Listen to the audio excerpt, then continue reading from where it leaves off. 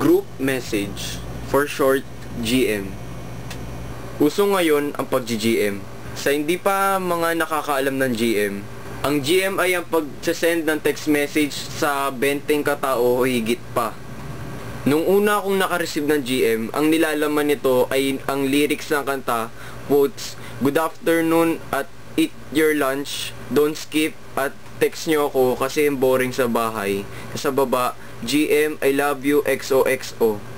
Akalain mo, grade 6 pa lang yung nag-send sa akin nun at may gano'n na siyang nalalaman. Bakit nga ba nag-GM ang tao? Dahil ba trip lang nila? O kaya bored lang sila? Hindi. Dahil may cellphone sila. Maraming dahilan kung bakit tayo nag-GM. Pwedeng kakagising mo lang at gusto mo i-greet sila ng good morning. Pwede ring may pupuntahan silang lugar.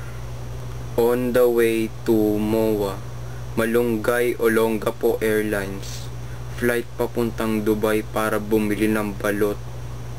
Pwede ring nanggugulo ka lang ng inbox at kung ano-anong quotes ang pinagsisend mo sa mga tao. Ang love, parang almusal. May nagbe-break, pero hindi makalimutan ng fast. At pwede ring broken hearted ka at ginagamit mo ang GM para patamaan siya. Di mo alam yun, dinulot mong sakit sa damdamin ko. Sana ma-realize mo yun. Cellphone ko. Nag-GM ka rin pag naulan sa loob ng bahay nyo.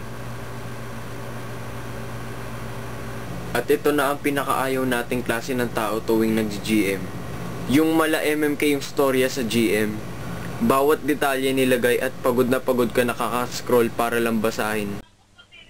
Kagabi, inaantok ako.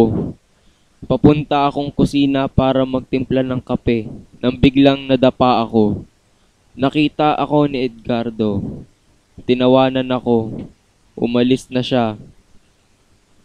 Tumayo na ako. Nagtimpla na ako ng kape. Tinikman ko. Mainit pala.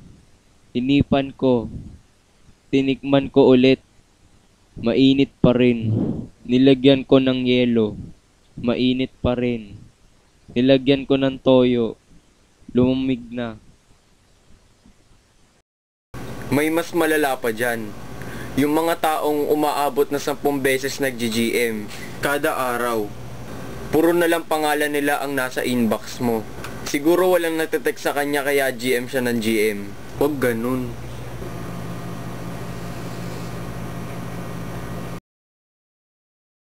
Siguro walang nagte-text sa kanya kaya... Siguro walang nagte-text sa kanya... Siguro walang nagte-text sa kanya kaya... Laki na eyebags ko.